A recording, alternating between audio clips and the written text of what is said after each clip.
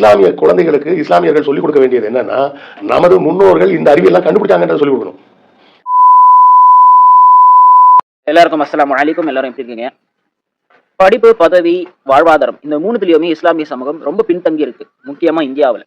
அதுக்கு முக்கியமான காரணம் என்னன்னு பாத்தீங்கன்னா, இஸ்லாமிய வரலாறு தெரியாமல் இருப்பதுதான். அதாவது இன்னைக்கு இருக்கிற இந்த அறிவியலா இருக்கட்டும், இல்ல தொழில்நுட்பமா இருக்கட்டும், இது இரண்டுமே இன்னைக்கு இந்த அளவுக்கு வளர்ந்துருக்குதுன்னா அதுக்கு ஆரம்ப புள்ளியாக இருந்தது இஸ்லாமியர்கள் தான் அப்படின்னு இஸ்லாமியர்களுக்கே தெரியல.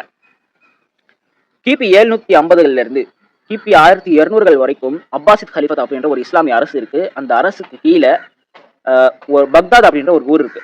அந்த பக்தாத் அப்படின்ற ஊருக்கு இன்னொரு பேர் என்னன்னு பாத்தீங்கன்னா தி ஹவுஸ் ஆஃப் விஸ்டம், ஞானத்தின் வீடு. ஏன் அதை அப்படி கூப்பிட்டாங்கன்னா, அதுதான் அந்த காலத்தினுடைய ஒரு அறிவியல் மையமாக இருந்தது.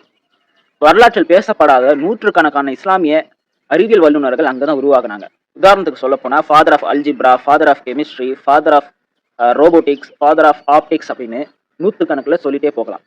நம்ம படிக்கக்கூடிய பேசிக்கான அதாவது பிசிக்ஸ், கெமிஸ்ட்ரி, மேத்தமெட்டிக்ஸ்ல குறிப்பா ரொம்ப மக்கள் பயப்படக்கூடிய trigonometry, algebra, map, cartography, geography, biology, anatomy, அப்போ இவ்வளவு விஷயமும் கண்டுபிடிச்சாங்க. இவ்வளத்தையும் டாக்குமெண்ட்டும் பண்ணாங்க. சில பேர் என்ன சொல்றாங்க, எல்லாம் கண்டுபிடிச்சாங்க டாக்குமெண்ட் பண்ணல, கண்டுபிடிச்சாங்க டாக்குமெண்ட்டும் பண்ணாங்க, அப்பவும் காணாம போயிடுச்சு.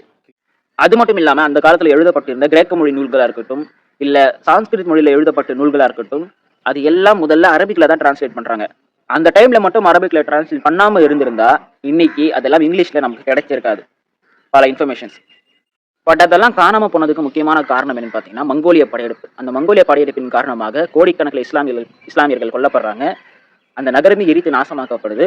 மிச்சம் இருந்த அந்த புத்தகங்கள் இருக்கு இல்லையா, அதைத்தான் ஐரோப்பியர்கள் எடுத்துட்டு போய் அவங்க அறிவியலை வளர்க்குறாங்க. ஐசக் நியூட்டனா இருக்கட்டும், ஐன்ஸ்டைனா இருக்கட்டும், அவங்க எல்லாம் இஸ்லாமியர்கள் கண்டுபிடித்ததை பார்த்துதான் அவங்க அதை டெவலப் பண்ணாங்க. நாடுகள் கிறிஸ்தவத்துக்கு பின்னாடியே சுத்திட்டு இருந்தப்ப அவன் நாசமா போயிட்டு இருந்தான். சரியா? அவன் இந்த அறிவியலை எடுத்துக்கிட்டான். அவன் அந்த அறிவியலை எடுத்த அதே நேரத்துல இந்த அரபு நாடுகள்ல அறிவியலை கை விட்டுட்டாங்க. இதுக்கு முன்னாடி வந்திருக்கும், இப்போ வர்றதுக்கு ஒரு 200-300 வருஷம் முன்னாடி வந்திருக்கும். ஸோ இந்த மாதிரியான வரலாறு எல்லாம் இஸ்லாமியர்களுக்கு தெரியலைன்னா இஸ்லாம் மீதான ஆர்வம் அப்படின்றது கண்டிப்பா வராது.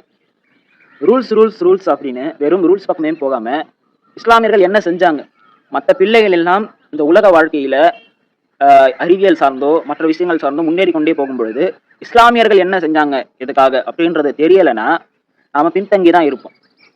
அண்ட் அது இஸ்லாமுக்கு தான் பாதிப்பாக அமையும். அனாட்டமி, விஞ்ஞானத்தை விட்டு விலக உங்கள் முன்னேற்றம் மட்டும் இல்ல, உங்களது சந்ததியினரின் முன்னேற்றமும் பாதிக்கப்படும்.